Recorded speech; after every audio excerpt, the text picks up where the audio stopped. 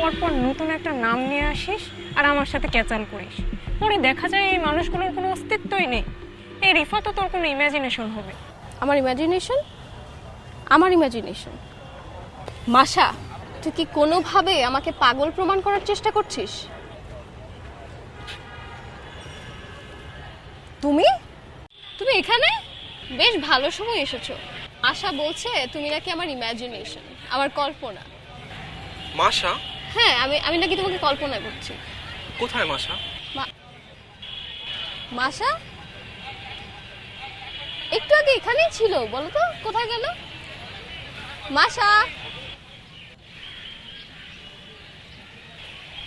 এখানে কেউ ছিল না নীলা, তুমি একা একা কথা বলছিলে।